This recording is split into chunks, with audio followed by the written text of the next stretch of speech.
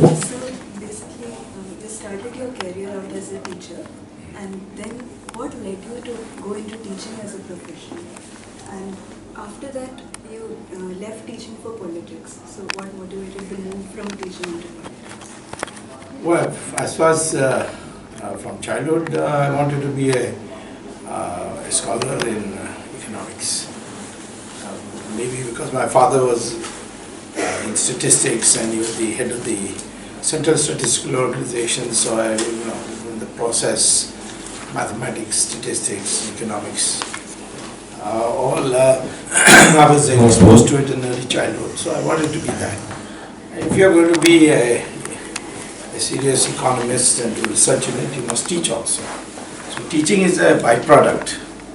It's a way of improving your clarity, because you have to teach the students and make them understand. So therefore you have to understand yourself first. So teaching is just a byproduct of doing research in economics. I had become a professor at Harvard after getting my PhD. And then suddenly, I think I just got this the bite of patriotism. So why not I do it in India? After all, the Indian economy needs improvement. So let me go and teach.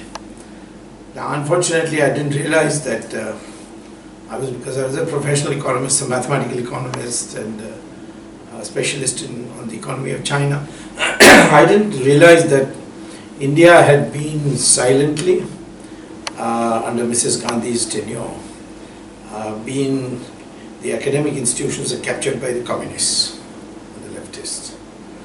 And I was of the view that any socialistic system, command system, Soviet type system, it cannot produce economic growth of any significant numbers.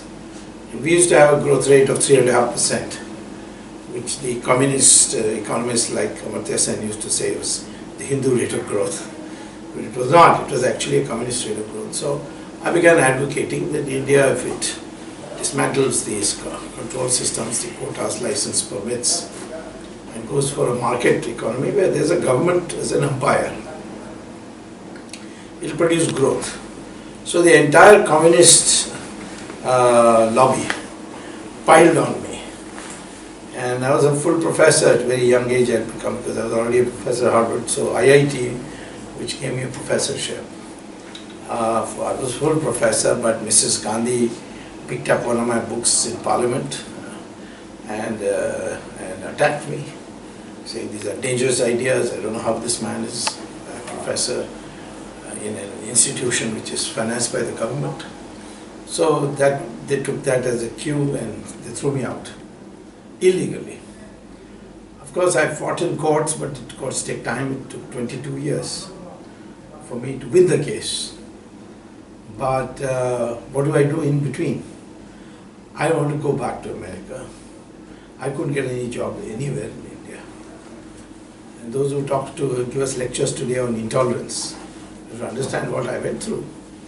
And they not only that, to make sure that I go away, my wife who had a PhD in mathematics, she was also with me at Harvard, that's where I met her. She was also removed from a professorship of mathematics. So we had two small daughters, 4 and 2, and we were stranded. And at that time I'd done a major economic analysis of the nuclear weapons question. And I used input-output analysis, the matrices, and it was published in Economic and Political Weekly. And that immediately caught the attention of the political class, because there was a big debate going on whether we should. I had proved that it will be economically profitable to produce the bomb. So that's when the RSS people contacted me and said, we need an economist for Jansam. Why don't you advise us? And that's how the process began. I was unemployed, so I got just sucked in. And then they sent me to Rajya Sabha, where of course I was face to face with Mrs. Gandhi. I made mincemeat of her and became quite famous. Then the emergency came, and those activities of mine. So after that, I felt that Indian academics, professors, particularly in social sciences, have no guts. So it's better I be in politics. So I used to go every year to teach at Harvard for one semester. I stopped it in 2012. So you have been part of Jan Sangha.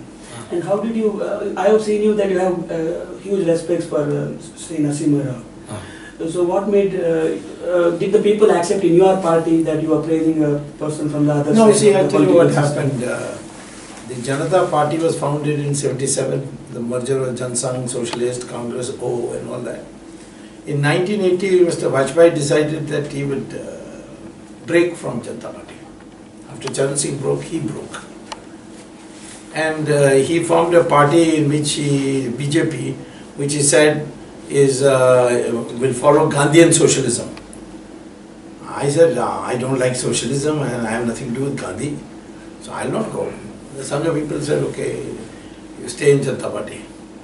I said, why should we break Janata Party, which is also Janata Party never said socialism, it said Gandhianism. But this man, so till Vajpayee was the head of the BJP, I stayed in Janata Party, and that gave me freedom, and I became its president. And so I made friendship with Rajiv Gandhi.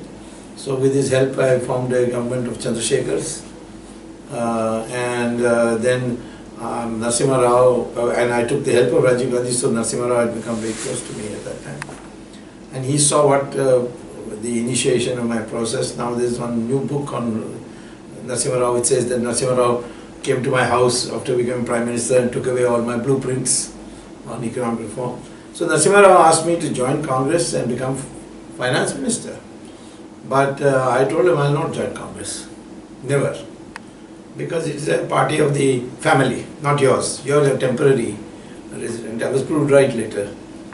But he said, all right, then I'll make you a cabinet rank position for the GATT. And you can attend cabinet meetings. And of course, I'll meet you every day.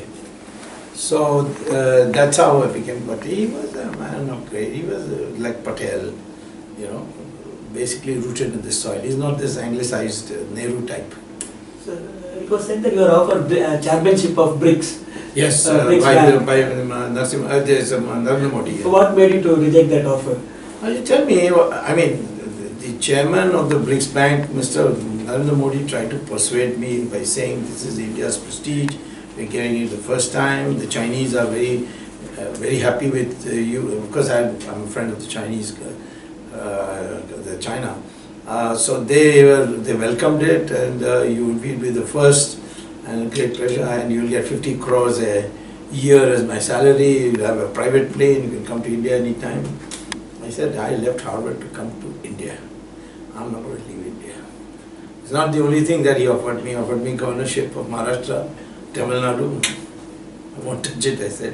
That means only having lunch, breakfast, lunch and dinner, and going to official functions. It's not my life. So, JNU professorship, I said, give me cabinet rank, I will go. But that they would not give. So, sir, you've never been very cautious about voicing your opinion. So, whatever you feel, you have openly expressed it always. What is the need to be cautious? The thing is that people don't accept that opinion, and that makes your life difficult. So you're all my opinions have been accepted after some time. Take for instance my opposition to socialism. Now it is accepted. My view that we should have good relations with China, that's been accepted.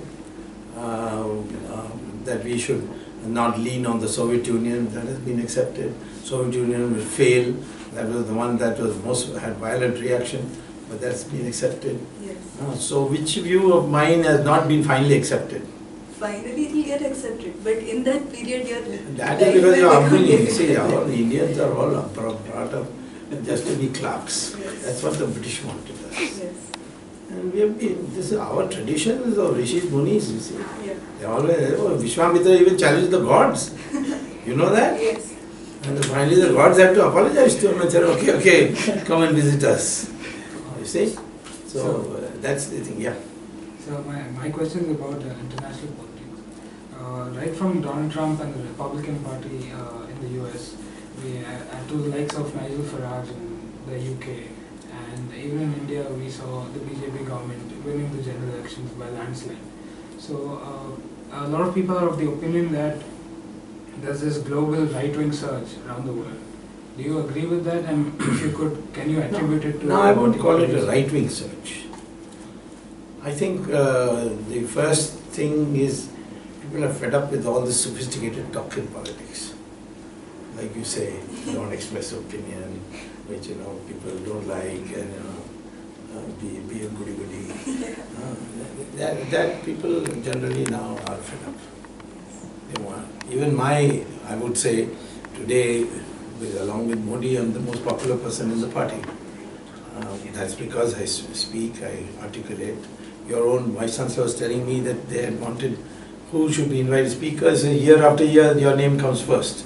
And you've been saying no, finally you accepted. So why is because what I speak is not for pleading a case. I'm not a lawyer in political life. I'm a person who says what he feels. So that's the real trend, not to speak the politically correct thing, but to say what you think is right.